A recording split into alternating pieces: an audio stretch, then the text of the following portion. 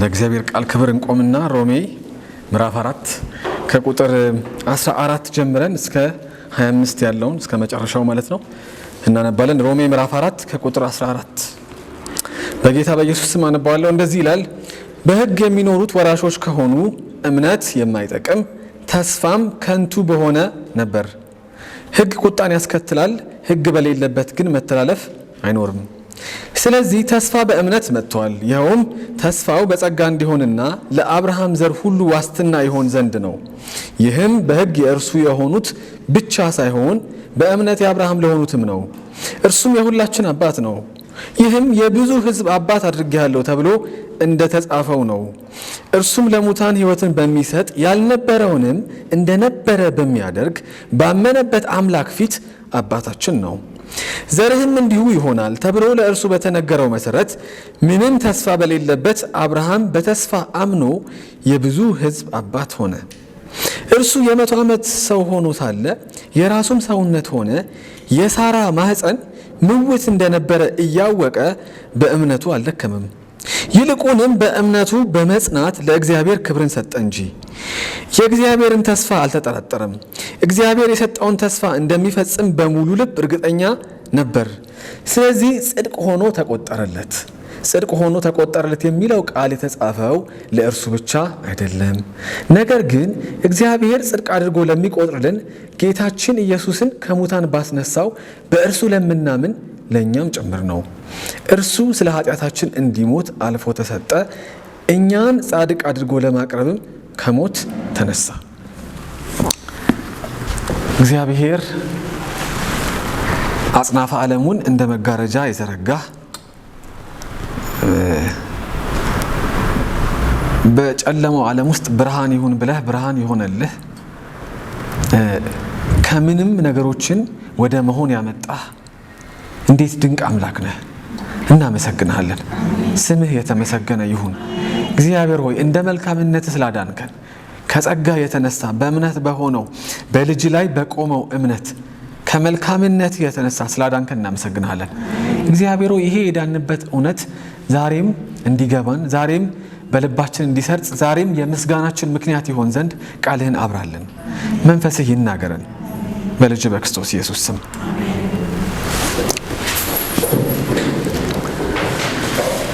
በጌታ በኢየሱስ ስም ሰላም ላችኋለሁ። እንዴት ሰነበታችሁ? አሜን። አምላካችን የእግዚአብሔር ስም ከአጽናፈ ዓለም እስከ አጽናፈ ዓለም የተመሰገነ ይሁን። የጀመርነውን የሮሜን መጽሐፍ እንቀጥላለን። ይሄ ክፍል ያው ምዕራፍ 4 ላይ ነው ያለነው። አብርሃም በእምነት ጸደቀ ብሎ ዳዊትና አብርሃምን እየጠቀሰ ጳውሎስን የሚያደርግበት ነው፣ ማስረጃ የሚያቀርብበት ነው። መዳን በምንድን ነው? በእምነት ነው እያለ ነው። እና በጣም ይቀጠቅጠናል። ለምን እንደሆነ እኔ አላቅም፣ ግን ጊዜውም ደግሞ ይመስለኛል ስም ብዬ ሳስበው አይደል አሁን በቃ በቤተክርስቲያን በኩል አድርጎ ወደ ሲኦል ይኬዳል ምናምን የሚባልበት ጊዜ ስለሆነ ሰው ያመነበትን እምነት ሊያጣው ይችላል የሚባልበት ጊዜ ስለሆነ በጣም ነው የሚገርመው። እግዚአብሔር ይባርክሽ፣ ስለ ዝማሬዎቹ ጸጋ ያብዛልሽ። ግን አሁን ስንዘምር ከእሷ ጋር ምንድን ነው ያለው? በቃ ፍቅሩ አይደል ይቀራል ይተዋል ብዬ ምን አላደርግም አልሰጋም ካለ በኋላ ሰው እንዴት ሰጋለሁ ስለ መዳኔ ይላል አይደል? እንደዛ አይሆንም እኮ። ሁለት ነገርማ አናነክስም። ለዛ ነው መጽሐፍ ቅዱስ ሲናገር በሁለት ሐሳብ አትበሉ አታነክሱ ይላል። እና እግዚአብሔር የታመነ ነው እያለ ጳውሎስ ሙግቱ ይሄ ነው። ነግሬያቸዋለሁ ባለፈው ሳምንት። የሮሜ ጥያቄ የቅድስና ፍሬ አይደለም፣ እሱ በኋላ ላይ እናየዋለን። ግን የሮሜ ዋናው ጥያቄ ሰው እንዴት አድርጎ በእግዚአብሔር ፊት ምን ያደርጋል? ይቆማል። እንዴት አድርጎ እግዚአብሔር ምን ያደርገዋል? ይቀበለዋል የሚል ነው። እንዴት አድርጎ የዘላለም ዋስትና አለው የሚል ነው። በቃ አሁን ይሄ የሰበሰብነውን በሙሉ በትነን ሜዳችን አይቀርም አንድ ቀን አይደል? ብር ቢሆን እውቀት ቢሆን ዝና ቢሆን ስልጣን ቢሆን የሰበሰብናትን በሙሉ ምን አድርገን በትነን አይደል? በስርዓቱ እንኳን ሰነው አንሄድም። በነገራችን ላይ እንዳይመስላችሁ ስንጠራ ደውሎ የተደወለች ቀን ማንም ሰው በስርዓት እንኳን ሰብስቦት ምን ያደርግ አይሄድም። እና ምንድነው እግዚአብሔር ፊት ስንሄድ እንዲቀበለን የሚያደርገው? እኛስ እሱ ፊት ስንቆም ኮንፊደንስ የሚኖረን በምንድን ነው ያለ እንደሆነ ጳውሎስ ይላል በእምነት ይላል። በእምነት ምንም አታዋጡለትም፣ ምንም ይዋጣ ነገር የለውም ብሎ ደጋግሞ ይናገራል። ዛሬም የማወራው እሱን ነው። የተለየ ሐሳብ አላወራም። ጳውሎስ የሚለውን እሱን ስለሆነ የማወራው። እንደምታስታውሱት ምዕራፍ 4 ከቁጥር 1 ጀምሮ እስከ 13 አይተናል። ጳውሎስ አብርሃምንና ዳዊትን በጣም አይሁዳውያን በጣም አግዝፈው የሚያዩዋቸውን ሁለት አይደል አማዶችም ምን አድርጓል? አምጥቶ ያስቀምጥና ምን ይላል? እነዚህ ሰዎች እንዴት ጸደቁ ይላቸዋል። የጸደቁት በምንድን ነው? በእምነት ነው ብሎ ማስረጃ ያመጣል። ቁጥር 14 ስንጀምር ምን ይላል? በሕግ የሚኖሩት ወራሾች ከሆኑ እምነት የማይጠቅም ተስፋም ከንቱ በሆነ ነበር ይላል። አሁን ያው አይሁዳውያን እንደሚሉት አሁን በእኛ ዘመንም ያሉ አማኞች አንዳንድ አማኞች መስራትም አለብህ፣ ዝም ብሎ አይደለም መዳን። እምነት ሲደመር ምንድን ነው? ስራ ነው። አለበለዛ በቤተ ክርስቲያን በኩል አድርገህ ምን ታደርጋለህ? ወደ ሲኦልም ልትሄድ ትችላለህ የሚሉት ሰዎች የሚሉበት ምክንያት ይሄ ነው። ሕግ እያሉ ነው ማለት ነው። ኢየሱስ ሲደመር ምን? መገረዝ። ኢየሱስ ሲደመር ምን? ኑሮ የቅድስና ምን? ቅድስና በጣም አስፈላጊ ነው። ቅድስና ግን የመዳን ምን አይደለም፣ ምክንያት አይደለም፣ የመዳን መስፈርት አይደለም። ጳውሎስ የሚለው በሕግ የሚጸደቅ ከሆነ ይላችሁ በሕግ የሚኖሩት አይሁዳውያን ማለት ነው ወራሾች ከሆኑ ይላል እምነት ምን ሆነ? የማይጠቅም ሆነ። ተስፋስ ምን ሆነ? ከንቱ ሆነ። የሚጸደቀው እግዚአብሔር አንድን ሰው የሚቀበለው ሕጉ እግዚአብሔር የሰጠውን ሕግ ጠብቆ ከሆነ እምነት ምን ይሆናል? ማይጠቅም ይሆናል። ምን ይጠቅማል እምነት አይደል? ሰውየው በስራው ከሆነ ሕጉን ጠብቆ ከሆነ የሚጸድቀው እምነት ምን ያደርግለታል አይደል? ለዛ እኮ ነው ጳውሎስ ይላል እዚሁ ምዕራፍ 4 ላይ ቁጥር 4 ላይ አንድ ሰው ስራ ከሰራ ደሞዙ እንደ ስጦታ ሳይሆን እንደ ተገቢ ዋጋው ይቆጠርለታል አይደል? ቢሮ ገብቶ አንድ ሰው ስለሰራ የወሩ መጨረሻ ላይ ደሞዝ ሲሰጠው ስጦታ ነው እንዴ? የመስሪያ ቤቱ ለሰውየው ለሴትየው የሚሰጣቸው ስጦታ ነው አይደለም አይደል? መልካም ምኞት መግለጫ ነው የመስሪያ ቤቱ አይደለም። ምናቸው ነው? ደመወዝ አይደል? በደምና በላቤ እንደሚለው ወዛደሩ አይደል የሚገኝ ነው። ስለዚህ ምን አይደለም? ስጦታ አይደለም። አሁን ሕግን በመጠበቅ ከሆነ በስራ ከሆነ ሰው ሳይዘሙት፣ ሳይዋሽ፣ ሳይሰርቅ፣ ሳያማ ጥንቅቅ ያለ ባህሪ ይዞ የሚጸድቅ ከሆነ እምነት ምንድን ነው? አይጠቅምም። ደሞዝ ነው፣ የእግዚአብሔር ስጦታ አይደለማ። ስለተገባው የሚሰጠው ነው ሰውየው። ስለዚህ ጳውሎስ ይላል ደሞዝ ስጦታ ስላልሆነ ሕግ ወራሾች የሚጸድቁ ከሆነ እምነት ምንድን ነው? አይጠቅምም። ማመን አይጠበቅብህም። ወንድም አለም ነው የሚለው በቃ አንተ ሕጉን ጠብቅ እጸድቃለሁ የምትል ከሆነ እምነት አይጠበቅብህም። ሕጉን ጠብቅ፣ ሊስት አውጣ፣ ዘርዝራቸው፣ ቲክቲክ አድርግ። ይሄን አላረኩም በል። ትዝ ይላችኋል ኢየሱስ አንድ ወጣት መጥቶ ጠየቀው የዘላለምን ሕይወት ወርስ ዘንድ ምን ላድርግ አለው። እና እኔ በጣም ሁሉም የመጽሐፍ ቅዱስ ታሪክ ይገርመኛል ነው፣ ግን ይገርመኛል በጣም ነው የሚገርመኝ። ምላሽ የለኝም የሚመስላችሁ የሚያስገርመኝ ምን አለው ልጁ አይደል? አሁን እኔ ቢሆን በጣም ታዘዝ ሲባል ምንድን ነው ያለው? ትእዛዛቱን በሙሉ ምን አድርጌያለሁ? በጣም የሚገርም ነው፣ የሚገርም ኮንፊደንስ ነው። እና ይገባናል፣ ፍጹም አይደለም ሰውየው ይገባናል። ግን በጣም ታታሪ ሰው እንደነበር የሚያስታውቀው ኢየሱስ ምን አለ ይላል? አላረመው። አንተ ምን አላለው? አይቶት ምን አደረገው ይላል? ወደደው። እና ምን አለው? በቃ አሁን ጥሩ ነው፣ እስካሁን ያረከው ነገር ጥሩ ነው፣ ያለህን በሙሉ ሽጥና አለው። ያለህን በሙሉ ሽጥና ምን አገኛለሁ? እኔን ተከተለኝ አለው። እና ያ ወጣቱን እያደረገ ሄደ ይላል፣ እያዘነ ሄደ ይላል።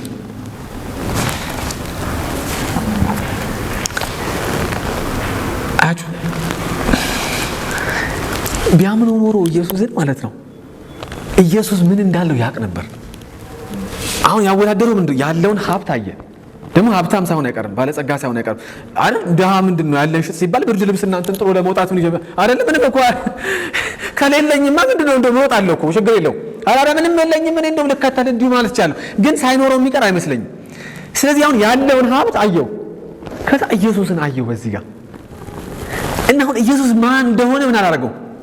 አልገባውም። ጥቂት ሰዎች ናቸው የገባቸው። በነገራችን ላይ ባለፈው አውርቻቸው ያቺ በምሳሌ ያወራች ሴትዮ ኢየሱስ ማን እንደሆነ ገብቷታል። እና አያቸውና አይ አለ ከኢየሱስ ይልቅ ምን ይበልጣል አለ። ይሄ ይበልጥብኛል አለ። አሁን ጳውሎስ የሚለው ሕግን በመጠበቅ የሚጸደቅ ከሆነ እምነት ምን ይሆናል? ኢየሱስ ላይ መደገፍ ምን ይሆናል?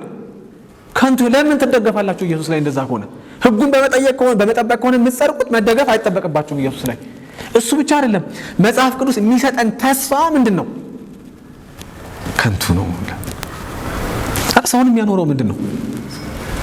በተለይ እንደኛ ሀገር ሀገር ላይ ተስፋ እንዴ ሌላ ምንፈልገውን አንበላ፣ ምንፈልገውን አንጠጣ፣ ምንፈልገውን አንለብስ፣ ምንፈልገውን ኑሮ አንኖርም እኮ አይደል? ትኖራላችሁ መሰለኝ። ጥሩ ነው እንደዛ ከሆነ እናንተ ግን ሰፊው ህዝብ እኔን ጨምሮ አይደል እንደምንፈልገው አይደለም። ስለዚህ ምንድን ነው ያኖረን ከተባለ ምንድን ነው? ተስፋ አይደል? እንዲህ ተምሬ ራሴን ለውጬ ቤተሰቤን ቀይሬ ቤተሰቤን ኑሮ አሻሽዬ ወንድሜን እንዲያርግ እህቴን እንዲያርግ የሚል ምን ተስፋ አይገርም? ሰው ተስፋ ካጣ ይሞታል። የሚገርማችሁ ነገር ተስፋ ለሰው ልክ ለአሳ ውሃ እንደሆነ ነው። አሁን በክርስትና ግን የዘላለም ሕይወትን አስመልክቶ ከሆነ ግን በሕግ ከሆነ የሚጸደቀው እምነትም አያስፈልግም። ተስፋም ደግሞ ምንድን ነው? በክርስቶስ ኢየሱስ ወራሾች ናችሁ የሚለው ቃል ምንድን ነው? ከንቱ ነው አይደል? ወራሾች ናችሁ አይደል? እንደ መጽሐፍ ቅዱስ አይደለም ይለናል እኮ። እሱ ምንድን ነው ማለት እሱ ተስፋ በስራ ከሆነ የሚጸደቀው ስለሚፈታተነን እኮ ነው። አሁን በጣም ጳውሎስ የሚያሰምርበት ይፈታተነናል። ኧረ እኔማ የሆነ ነገር ማዋጣት አለብኝ፣ ኑሮዬማ ትንሽ መስተካከል አለበት። ምን እንዲሆን? እግዚአብሔር እንዲቀበለኝ። መጽሐፍ ቅዱስ ሲናገር እኮ ጽድቃችን ምንድን ነው? የመርገም ጨርቅ ነው አይደለም፣ ኃጢአታችን ቀርቶ ማለት ነው።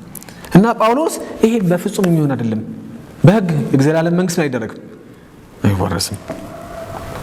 እንደውም ይላል እንደውም ሕግ ቁጣን ያስከትላል፣ ሕግ በሌለበት ግን መተላለፍ እና ስለ ሕግ ከሆነ የምታወሩ ይላል እንደውም ሕጉ የሚያደርገው ቁጣን ማምጣት ነው በእናንተ ላይ ይላል። አይገርማችሁም? ሕግ ሞግዚት ነው እኮ መጠቆም ነው ስራው። ሌላ አለ አዳኝ የሚል። ሕግ እኮ በደለኛ መሆናችን ነው የሚነግረን። ሕጉ በራሱ መልካም ነው ታውቃላችሁ አይደል? አትስረቅ አታመንዝር እኮ መልካም ነው። ችግሩ ስለማንኖረው የምንኖርበትንም አቅም ስለማይሰጠን ሕጉ ይልቁንም የእግዚአብሔርን ቁጣ ምን ያደርጋል? ጳውሎስ ሲናገር ሕግ ባይኖር ኃጢአት እንዳለ ባላወቅኩ ነበር ይላል። በማለት መሳቸው አሁን እኮ እዚህ ላይ ምን ሕግ በሌለበት መተላለፍ፣ ሕግ ከሌለ የፈለኩትን ባረግ ኃጢአት ይሆንብኛል? ጥፋት ይሆንብኛል? አይሆንብኝም። ስለዚህ አሁን ጳውሎስ የሚለው ሕግ በሌለበት መተላለፍ የለም። ሕጉ ያረገላችሁ ውለታ ከመሰላችሁ ውለታ አይደለም ያዋለላችሁ። እንደውም ሕጉ የእግዚአብሔር የቁጣ ምኖች ተቀባዮች መሆናችሁን ነው የሚነግራችሁ። ስለዚህ በሕጉ ምን አይደረግም? አይጸደቅም። እግዚአብሔር ምን ያደረገንም? አይቀበለንም። ስለዚህ ተስፋው በእምነት ምን ብሏል? መጥቷል። ስላላዋጣን አይደለም በኃጢአት የወደቅን እኛ አባታችን አዳምና ሔዋን ኃጢአት ባልነካው በማያውቀው ፍጹም በሆነ በእግዚአብሔር እጅጉን መልካም በሆነ ፍጥረት ውስጥ ተፈጥረው ኃጢአትን እንደዚህ አይተው ኖ አልፈልግም ማለት የሚችሉት እንኳን ምን ብለዋል? ወድቀዋል። ስለዚህ አሁን በእምነት በኩል የሆነ ምን መጣ? ተስፋ መጣ። በእምነት በኩል የሆነ ተስፋ መጣ። ይኸውም ተስፋው በጸጋ እንዲሆንና ለአብርሃም ዘር ሁሉ ዋስትና ይሆን ዘንድ ነው። እና እግዚአብሔር ተስፋ ሰጥቷል። መቼ ነው የሰጠው? ገና አዳምና ሔዋን በኤደን ገነት ምን ሲሉ አይደል? እግዚአብሔርን ክደው አይደል? መሆን ተመኝተው አይደል? እግዚአብሔር ላይ መፈንቅለ መንግስት አድርገው በወደቁ ጊዜ እግዚአብሔር እንደሚያድናቸው የሰጠው ምንድነው? ተስፋ ነው። ይሄ ተስፋ ደግሞ በምን እንደሚሆነው? በእምነትም። በኋላ ለአብርሃም የሰጠው ተስፋ እኮ ይሄ ነው። አብርሃም የተቀበለው አዲስ ተስፋ እኮ አይደለም። እግዚአብሔር መርጦ ሰጠው እንጂ ለአብርሃም አዲስ ተስፋ አይደለም። ለእነሱ የተነገራቸው ተስፋ እግዚአብሔር በዘላለም እቅዱ በልጁ በክርስቶስ ኢየሱስ ሞትና ትንሣኤ እንደሚያድነን የሰጠው ምንድነው? ተስፋ ነው። ግን አሁን ይሄ ተስፋ የሚሆነው ሁለት ነገር አለው። አንድ በጸጋ እንዲሆን ተስፋው እንደሚሆነው በስራ አይደለም፣ ያስ በሕግ አይደለም። በምንድነው? በጸጋ እንዲሆንና ለአብርሃም ዘር ሁሉ ምን ይሆን ዘንድ ነው? ዋስትና ይሆን ዘንድ ነው። ዋስትና ይሆናል ለኔ ጌታ የሚል መዝሙር አለ አይደል? ከለላ ይሆናል ለኔ ምን ማለት መሰላችሁ? እግዚአብሔር በጸጋው በጎ ስለሆነ እግዚአብሔር ቸር ስለሆነ እግዚአብሔር መሐሪ ስለሆነ እግዚአብሔር መውጫ መንገዱ ምን አድርጎልናል? አዘጋጅቶልናል። ልጁን በማድረግ መስቀል ላይ መስዋዕት በማድረግ እሱን ማመን የእግዚአብሔር የጸጋ ምንድነው? ውጤት ነው። የክርስቶስን ስራ የኛም የማመን እሱ ክርስቶስን የማመን ጉዳይ የእግዚአብሔር ምንድነው? ጸጋ ነው። የኛ ውጤት አይደለም። እኛ ፈልገን ጎበዙን አመዛዝነን ከከሊትና ከከሊት ተሻሽለን አይደለም፣ በልጠን አይደለም ነው የሚለው ጳውሎስ። በጸጋው ነው።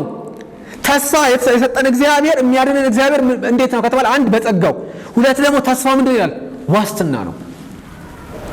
ሰው እንኳን እናምናለን ብለናል እኮ አይደለም። እግዚአብሔር ሰውን ያደርጋል፣ ይታመናል እኮ አይደል? ሰው ድርጅት ይመራል፣ አገር ይመራል፣ ቤተክርስቲያን ይመራል፣ ቤተሰብ ይመራል። ሰው እንኳን ማለት ነው። እግዚአብሔር ታማኝ ስለሆነ ለቃሉ ምንድን ነው? ተስፋ ሰጥቶናል። ተስፋው ደግሞ ምንድን ነው? ዋስትና ነው። የምንሸበርበት አይደለም ማለት ነው።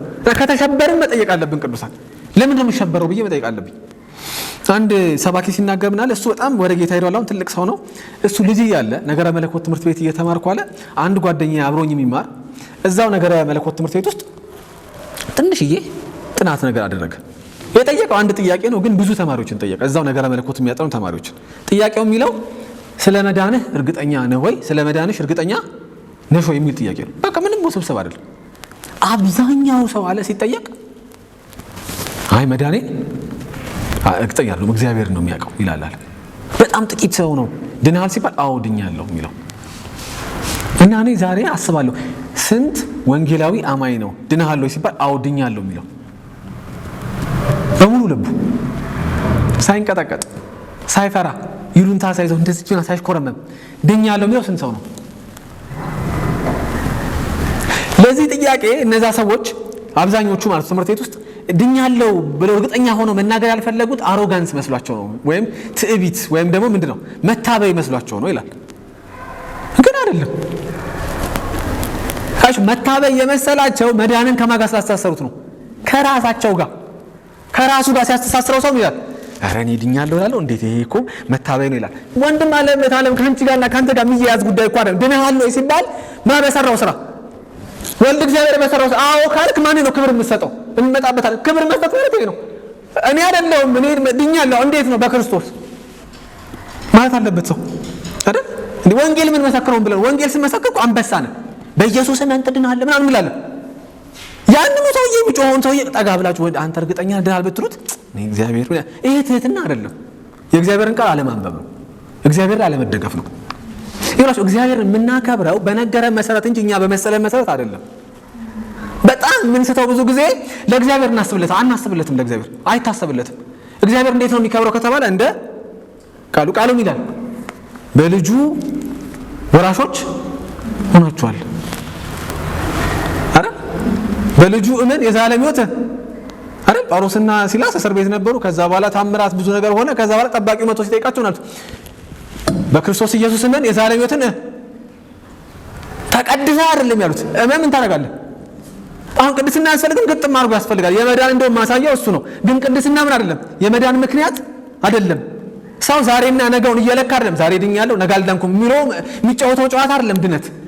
እግዚአብሔር በመለኮታዊ ቅዱ በክርስቶስ ኢየሱስ ምን ያደረገው ነው የሰራው ስራ ነው። አናክፋፋው ነው የሚለው ጳውሎስ። አታክፋፉት። በጸጋው የሆነ ዋስትና ያለው አይደል? ለኤሌክትሮኒክስ የሚሸጡልን ሰዎች እኮ 1 ዓመት ዋስትና ይሰጡናል። አይገርማችሁ? ወረቀቱን ይዘህ ስትሄድ ምን ያደርጋሉ? ከዛ በኋላ ዓመቱ ካልሞላ ወይ ይቀይራሉ ወይ ያስተካክላሉ አይደል? እግዚአብሔር እኮ ዋስትና ነው የሰጠው በቃሉ በጸጋው ምን ብሎ በልጁ ያመነ በልጄ ያመነ ምን አለ የዘላለም ሕይወት አለው። ይህም በሕግ የሆነ ይላል ዋስትና ነው ካለ በኋላ ይህም በሕግ የእርሱ ለሆኑት ብቻ ሳይሆን በእምነት የአብርሃም ለሆኑትም ነው። እርሱም የሁላችን ምንድን ነው? አብርሃም የሁላችን አባት ነው አይደል? ለአይሁዱም ለአሕዛቡ ምንድን ነው? አባት ነው አብርሃም። ግን አሁን ከአይሁዱም ወገን የአብርሃም ልጅ ያልሆነ አለ፣ የአብርሃም እምነት የሌለው።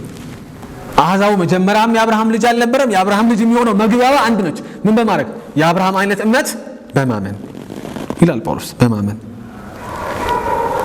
ይህም ይላል የብዙ ሕዝብ አባት አድርጌሃለሁ ተብሎ እንደተጻፈው ነው። ለአብርሃም የተገባው ኪዳን አንደኛው ምንድን ነው? ታላቅ ሕዝብ አደርግሃለሁ አይደል? የብዙ ሕዝብ ምን ትሆናለህ? አባት ትሆናለህ። እና አያችሁ አብርሃም ሲጀምር አይሁዳዊ አይደለም፣ እስራኤላዊ አይደለም። ምንድን ነው? ሶሪያዊ ነው አይደል? እንዲሁ እኮ ነው እግዚአብሔር ከሕዝብ መሀል ምርጥ አድርጎ ብድግ አድርጎ እኮ ነው። አብርሃም ሲጀምር ጀምሮ አይሁዳዊ መስሎታል አይደለም። ከዛ በአብርሃም በኩል እግዚአብሔር ምን ሰራ? አይሁድ የሚባል ሕዝብ አይደል ሰራ። አብርሃም፣ ይስሐቅ፣ ያዕቆብ አይደል? ያዕቆብ 12 ልጆች ነበሩት። ከዛ በኋላ በእነሱ በኩል 12 ነገድ ሕዝብ ሆነ ማለት ነው። እሱ ብቻ ግን አይደለም የአብርሃም ነው የሚለው መጽሐፍ ቅዱስ ሲናገር። ደግሞ ከአሕዛቡም እንደ አብርሃም አይነት እምነት ያላቸው የአብርሃም ልጆች ይባላሉ፣ ሁለቱም ናቸው ይላል። የሁለቱም ሕዝብ መለያው እውነተኛ የአብርሃም ልጅ መሆኛ መለያው ግን ምንድነው? የአብርሃም አይነት እምነት ነው ይላል።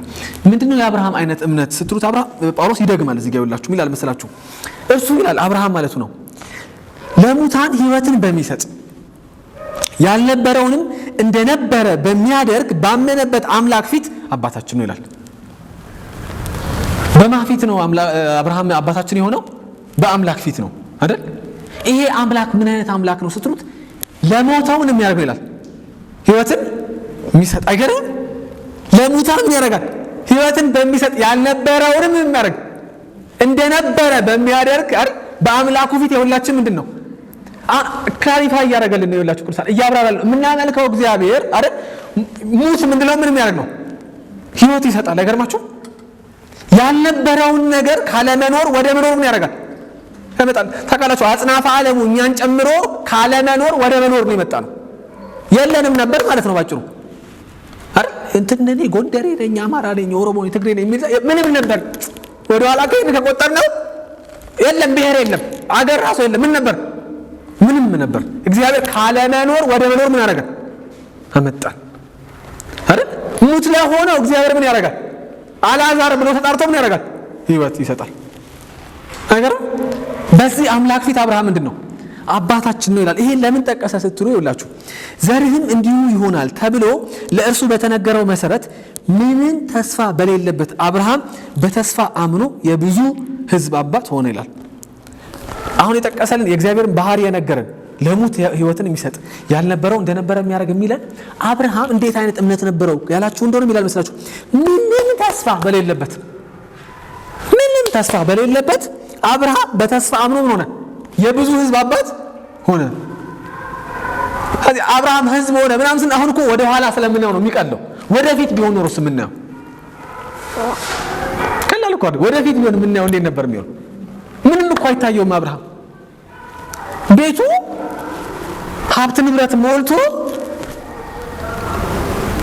ሀብት ንብረት ተርፎት ማለት ነው መዓት ብላቴኖች እንደ ወታደር ከቤቱ እየበሉ ልጅ የለውም አይገርማችሁ ብዙ ህዝብ ትሆናለህ ምን ነው አሁን ነው በቃ ይሄ እኮ ብዙ ህዝብ ትሆናለህ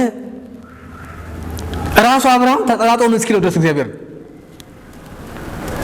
ይጠይቃል ምን ታደርግልኛለህ ይለዋል ጌታን ሲያዋራ እኔ አልታደለም ግን አብርሃም እንዲህ ፊት ለፊት ሲያናግረው እግዚአብሔር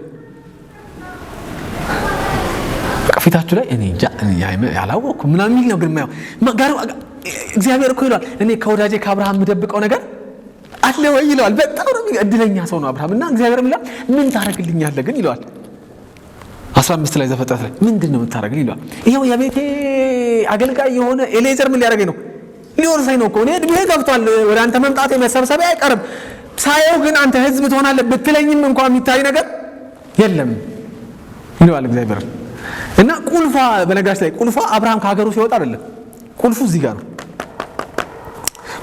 ጋር ነው እርሱም ይላል አብርሃም የ100 ዓመት ሰው ሆኖ ሳለ 100 ዓመቱ ነበር አብርሃም ከእግዚአብሔር ጋር ያን ንግግር ሲያደርግ የራሱም ሰውነት ሆነ የሳራ ማህፀን ምውት እንደነበረ እያወቀ ይላል ምውት ምን እንደሆነ ታውቃላችሁ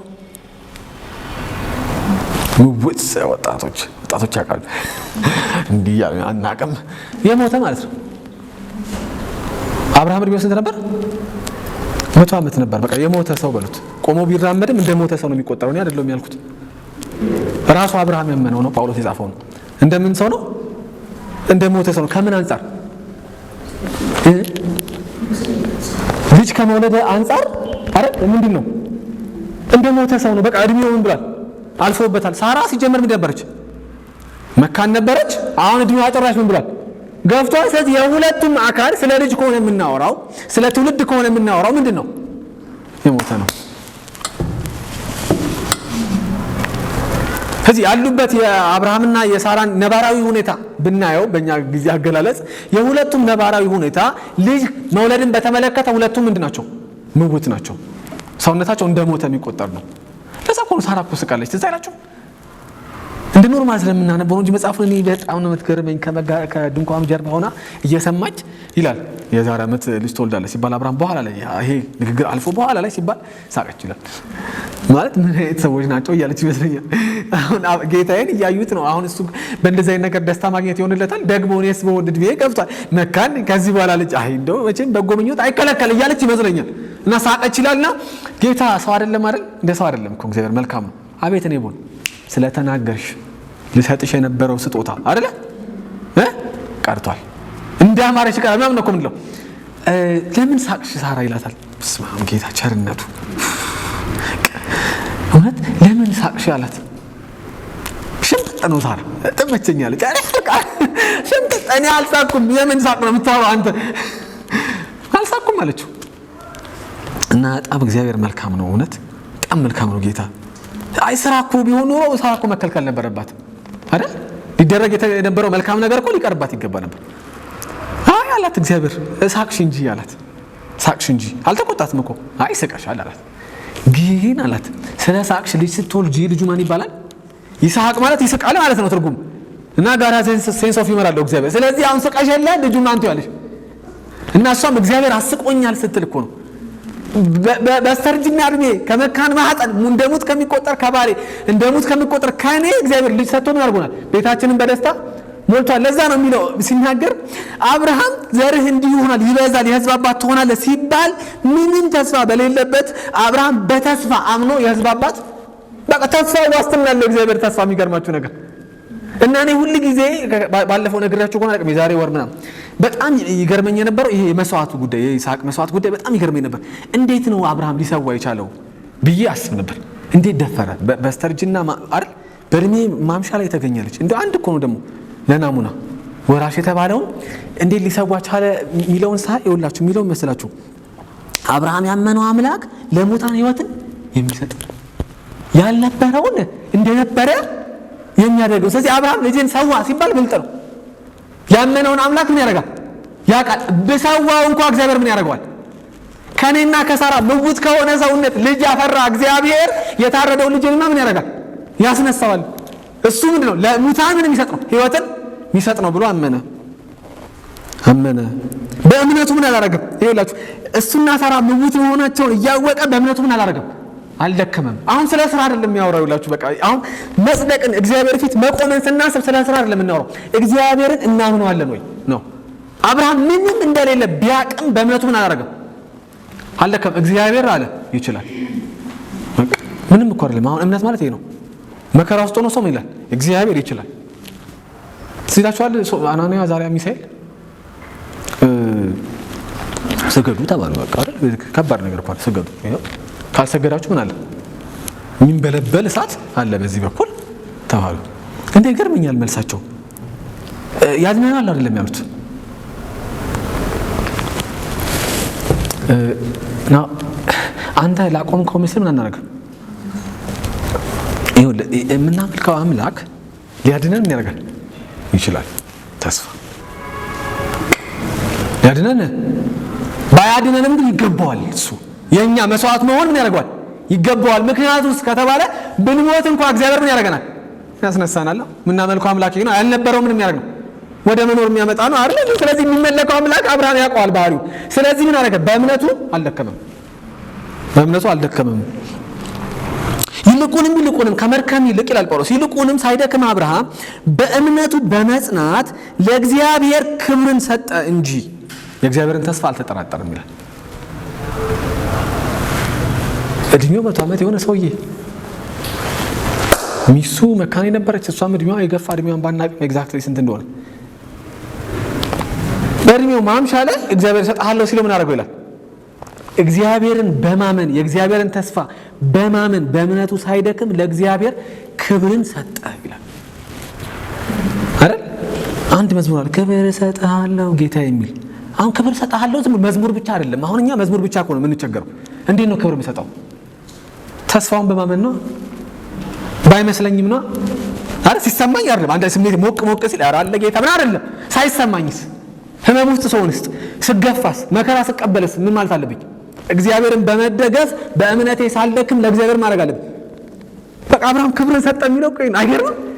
እንዴት ላክብረው እግዚአብሔርን ሲባል ቃሉን በማመን ድናልተ አወድኛለሁ ጌታ በልጁ ስራውን ሰርቶልኛል ብሎ በማለት ለእግዚአብሔር ምንም በል ክብርን እንስጥ። ከዚህ በዚህ ዘመን ያለን አማኞች እኔ ነገር እስቲ እግዚአብሔር ካል ለእግዚአብሔር ክብርን እየሰጠን መስሎን ከሆነ አልሰጠነውም። ክብር የምንሰጠውማ ተስፋውን ስናምን ነው፣ የነገረንን ስናምን ነው። እኛ ልክ ነው ብለን የምናስበውን ስናምን አይደለማ። ለእግዚአብሔር የተሻለ ነው ብሎ የሚለውን ስናምን አይደለማ። እግዚአብሔርን ክብር መስጠት ማመን ማለት አብርሃም እንዳደረገው ይልቁንም በእምነቱ በመጽናት ለእግዚአብሔር ክብርን ሰጠ እንጂ የእግዚአብሔርን ተስፋ ምን አላደረገም? እግዚአብሔር አድንሃለሁ የሚለውን ተስፋ ምን አላደረገው? አልተጠራጠረውም። አብርሃም አልተጠራጠረም። ከዚህ እውነተኛ የአብርሃም ልጆች በዚህ ዘመን ያለን እውነተኛ አማኝ መሆናችን ማሳያው ቅድስናችን አይደለም። ቅድስናችን የእምነት ፍሬ ነው፣ የእምነት ውጤት ነው። እሱ ማመናችንን የሚያሳየው ምንድን ነው? እግዚአብሔርን ሳንጠራጠረው ስንቀር። ይኸውላችሁ ማለት በቃ ዘመኑ በጣም አድካሚ እየሆነ ነው። እኔ አንዳንዴ ግራ ይገባኛል። አሁን አንዳንድ ቤተ እምነቶች እየጠየቁን ነው። ታዲያ እኮ ምንድነው ከኛ ጋር የምትለዩት አሉ ነው። በሲኦል በኩል በቤተክርስቲያን በኩል ሲኦል ትሄዳላችሁ ነው ሲባል ጠየቁን። እንደዛ ከሆነ እኮ ከኛ ጋር ምንድናችሁ እናንተ? አንድ አይነት ናችሁ እኮ። እኛም የምንለው ምንድነው? መዳን እምነት ሲደመር ምን ስራ ነው አይደል? እኛም ስንጠይቅ እርግጠኛ ነን መዳንን ስንባል አንታበይም ይላሉ እነሱ። እግዚአብሔር ነው የሚያውቀው ነው የምንለው ይላሉ። ሳንስ እምነት ሲደመር ምን ስራ ነው አይደል? እኛም ስንጠይቅ እርግጠኛ ነን መዳንን ስንባል አንታበይም ይላሉ እነሱ። እግዚአብሔር ነው የሚያውቀው ነው የምንለው ይላሉ። ስለዚህ አሁን እናንተም እንደዛ የምትሉ ከሆነ ከኛ ጋር ምንድናችሁ? አንድ ግራ እየገባቸው ነው። ምን ሰብከው ወንጌል አደባባይ ላይ ወተንና ቤተክርስቲያን ውስጥ የምናስተምረው ትምህርት እርስ በርሱ ምን ያደርጋል? ይቃረናል። አያችሁት? ዕብራውያን ምዕራፍ 6 ከቁጥር 13 ጀምሮ ያነብላችኋለሁ። ራሱ ይሄ ራሱ ረጅም ስብከት ነው። ይሄ ራሱ ግን በቃ ዝም ብለን አንበነው ነክተነው ብቻ እናልፋለን። ዕብራውያን ምዕራፍ 6 ከቁጥር 13 ጀምረን እና ራሱ አዲሱ መደበኛ ትርጉም የያዛችሁ ሰዎች ለዚህ ክፍል አዲሱ መደበኛ ትርጉም የሚሰጠው ርዕስ ምን ይላል መሰላችሁ? የእግዚአብሔር የተስፋ ቃል እርግጠኝነት ነው የሚለው። የእግዚአብሔር የተስፋ ቃል ምን እርግጠኝነት። እግዚአብሔር ለአብርሃም ተስፋ በሰጠው ጊዜ የሚምልበት ከእርሱ የሚበልጥ ሌላ ነገር ባለመኖሩ በራሱ ማለት የላችሁ በመሐላ የምናጸናው ነገሮችን እግዚአብሔር ከሱ በላይ ማን አለ? ማንም የለም። ስለዚህ ለአብርሃም እኔ ያደርግልሃለሁ ያለውን ነገር ለማጽናት በራሱ ምን አለ ማለለት ለአብርሃም እግዚአብሔር ራሱ እንዲህም አለ፣ በእርግጥ ባርካለሁ፣ ዘርህንም ምን አደርጋለሁ አበዛዋለሁ። አብርሃምን በትዕግስት ከጠበቀ በኋላ የተሰጠውን ተስፋ ምን አገኘ። በትዕግስት ግን ምን አድርጓል? ጠብቋል። አብርሃም ሰዎች ከእነርሱ በሚበልጥ ምን ያደርጋሉ? ይምላሉ አይደል? ሰዎች ስለማይታመኑ ከእነሱ ከፍ ባለ ነገር ምን ያደርጋሉ? ይምላሉ አይደል? እናቴ ትሙት ይላል ሰው አይደል? ምንድነው እናቱን ከሱ በላይ አስበልጦ ስለሚሉሽ ከሰዎች ከነሱ በላይ በሆነው ነገር አይደል? ወይ እግዚአብሔርን ይላል ሰው አይደል? ወይ መላእክትና ጠርቶ ምን ያደርጋል? ከነሱ በላይ በሆነ ነገር ይምላሉ ሰዎች።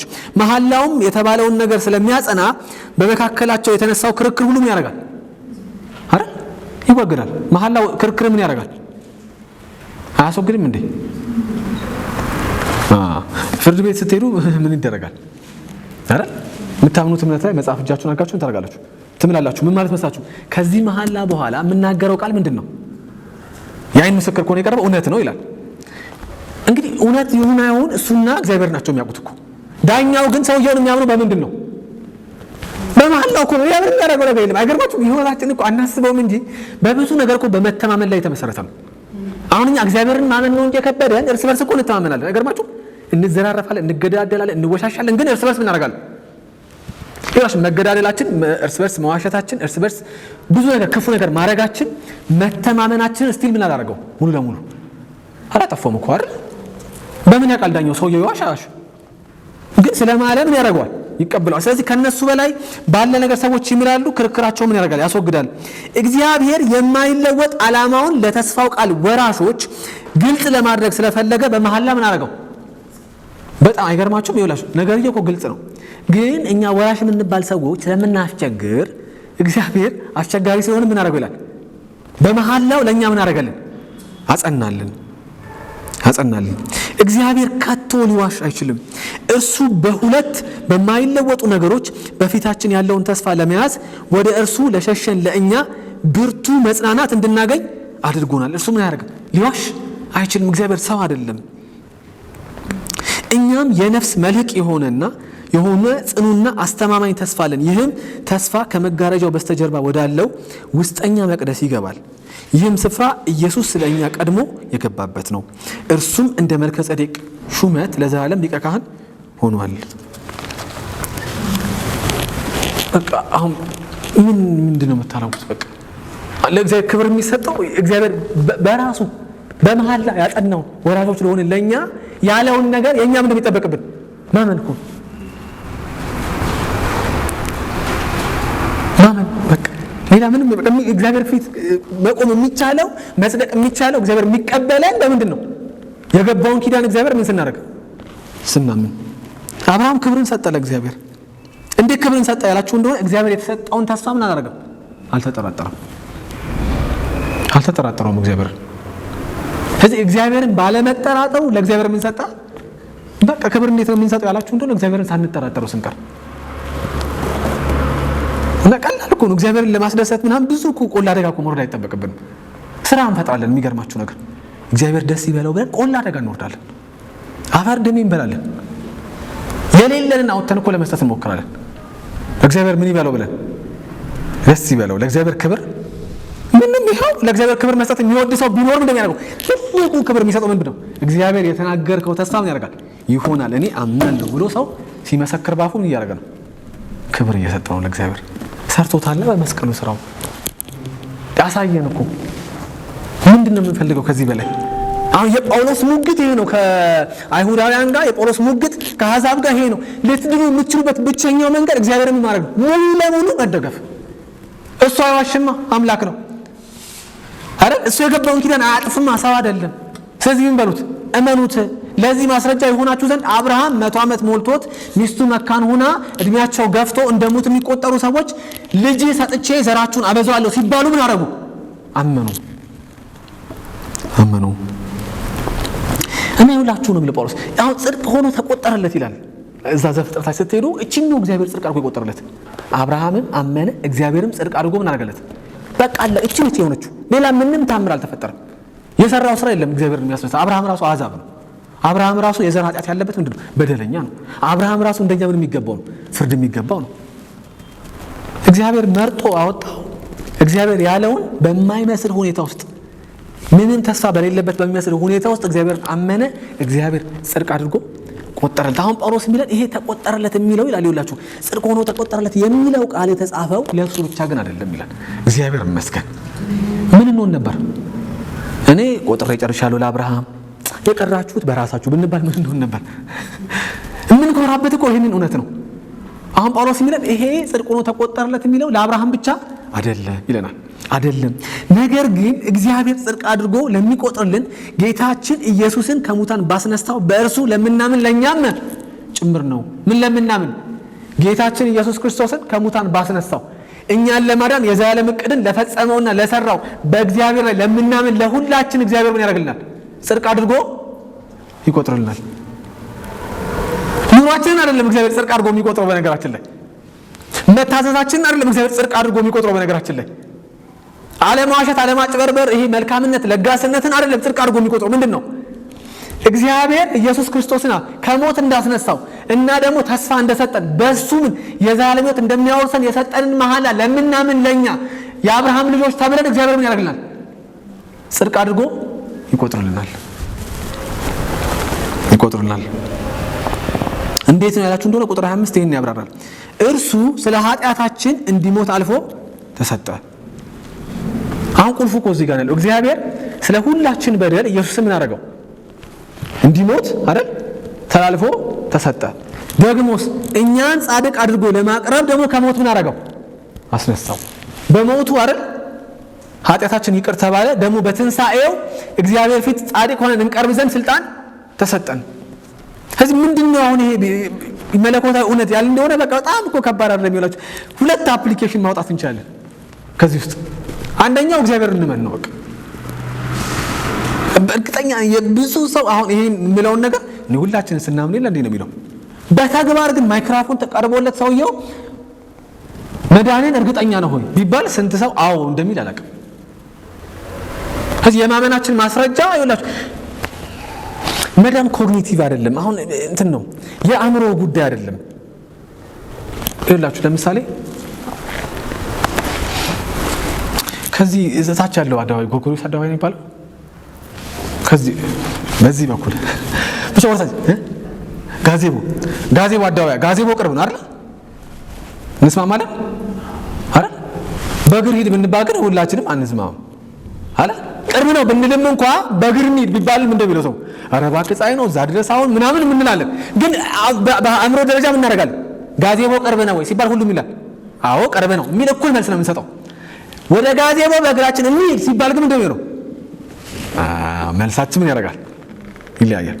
አሁን ማንም ሰው ሌላ ቤተ እምነትም ያሉትን ብትጠይቋቸው በነገራችን ላይ other forms of Christianity የምንላቸውን የካቶሊክን የኦርቶዶክስን ቤተ እምነቶች ብትጠይቋቸው መዳን በኢየሱስ ክርስቶስ ነው ወይ ብትሏቸው እንደሚሉት yes of course አዎ የሚያድን ማን ነው ብትሏቸው ማን የሚሉት ወልድ እግዚአብሔር ኢየሱስ ክርስቶስ አይደል? የአማልክት አምላክ የጌቶች ጌታ የነገስታት ንጉስ ብለው በሚያምር ቋንቋ ምን ይላሉ? ኢየሱስ ይባላል። ኮግኒቲቭ በእውቀት ደረጃ ምን እናደርጋለን? አሁን በፖለቲካ ቋንቋ በመርህ ደረጃ ምን አለ ይላሉ። አልተስማሙም እኮ ሰዎቹ። አረ እኔ ይገርመኛል በጣም ዓለም እኮ ውስብስብ ነች። በመርህ ደረጃ ተስማምተናል የሚለው መግለጫ ስትሰሙ አልተስማማንም ማለት ነው ባጭሩ። በመርህ ደረጃ ምን ያደርጋሉ? ይስማማሉ። አሁን ጥያቄው አንተ ግን እንደ ግለሰብ በልብህ ወንድሜ እህቴ በእግዚአብሔር ድናችኋል ስንባል መልሳችን ምን ይላል? በክርስቶስ ኢየሱስ ድናል ስንባል መዳንን፣ ገነትን መውረስን፣ የእግዚአብሔርን መንግስት መውረስን ዛሬ በዚህ ቅጽበት እርግጠኛ ነን ብንባል መልሳችን ምንድን ነው? አዎ ካልሆነ መሰላችሁ በመርህ ደረጃ ነው የተስማማነው። በተግባር ደረጃ ምን አላለም? አልተስማማንም። ገብቷችኋል? ቤተክርስቲያን ውስጥ አንድ ምዕመን በዚች ቸርች በኩል አድርገ ወደ ሲኦል ትሄዳለህ ሲባል ከደነገጠ እውነትም ሄዱ ነው አይደል? ካልተቃወመ ከተስማማ ከዛ ትምህርት ጋር እውነትም ማለቱ ነው።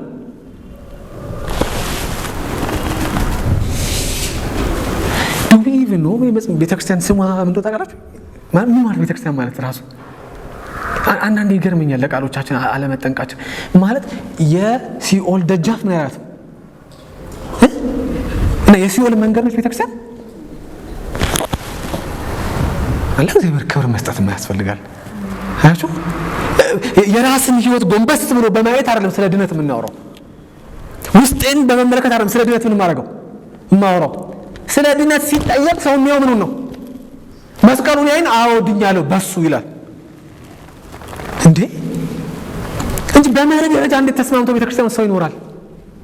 ለዛ እኮ ነው ቤተክርስቲያን ውስጥ አጥቢያ ቤተክርስቲያን ውስጥ ሁሉም ሰው አማኝ አይደለም የምንለው ለዚህ ነው። ቤተክርስቲያን የሲኦል መንገድ አይደለችም። ይኸውላችሁ ግን ሰው አማኝ ሳይሆን ቤተክርስቲያን ውስጥ ሊገኝ ይችላል። በተለያየ ምክንያት ሊገኝ ይችላል እንጂ ቤተክርስቲያን የገሃነም ደጆች የማይችሏት የእግዚአብሔር ምንድን ነች? የክርስቶስ ሙሽራ ነች። የሲኦል መንገድ አይደለችም። ለእግዚአብሔር ክብር የምንሰጠው ተስፋውን በማመን የጸናውን ተስፋ በራሱ ስም እግዚአብሔር የማለ አምላክ እኮ ነው። የሞተውንም የሚያደርግ ሕያው የሚያደርግ እኮ ነው። ያልነበረውን የሚያደርግ እንደነበር አድርጎ የሚያመጣ እኮ ነው። አሁን የጳውሎስ ሙግት ነው ይላል። በክርስቶስ ሞትና ትንሣኤን ብላችኋል። በሞቱ ኃጢአታችሁ ታጥቦ በትንሣኤው ጸድቃችኋል። እስካመናችሁ ድረስ የእግዚአብሔር ምንድን ናችሁ? ልጆች ናችሁ። ስራን አትጨምሩ እዚህ ውስጥ ነው የሚለው። ስራን የጨመራችሁ እንደሆነ ከእግዚአብሔር ጋር ምን ታደርጋላችሁ? ትለያያላችሁ። በህግ የሚጸደቅ ከሆነ ምንድን ነው? ይሁን ይቆርብ በህግ የሚኖሩ ወራሾች ከሆኑማ እምነት ምን ያደርግም? አይጠቅምም። ተስፋስ ምንድነው? እግዚአብሔር የሰጠው ተስፋ በራሱ ምሎ የሰጠው ተስፋ ምንድነው? ከንቱ ነው። እንደዛ ከሆነ ድነት ደሞዝ ነው፣ ስጦታ አይደለም። ድነት ደሞዝ ነው እንዴ ቢባል ሁሉ ምን ይላል አብሮ? ኧረ አይደለም፣ የእግዚአብሔር ስጦታ። ድነሃል፣ መድኃኒዓለም ነው የሚያውቀው። አይሆንማ እንደዛ። ከዚህ ትግበራ ምንድነው ያላችሁኝ እንደሆነ የእውነት አማኞች እንሆን፣ በመርህ ደረጃ የሚያምኑ በሐሳብ ደረጃ የሚስማሙ ሳይሆን አዎ ልጁ በሰራው ስራ እግዚአብሔር በሰጠኝ ተስፋ መሰረት የጸና ተስፋ ስለሆነ እግዚአብሔር ምን ብያለሁ? ጸድቄያለሁ። እግዚአብሔር ፊት ምንድን ነኝ? ልጅ ነኝ የአብርሃም።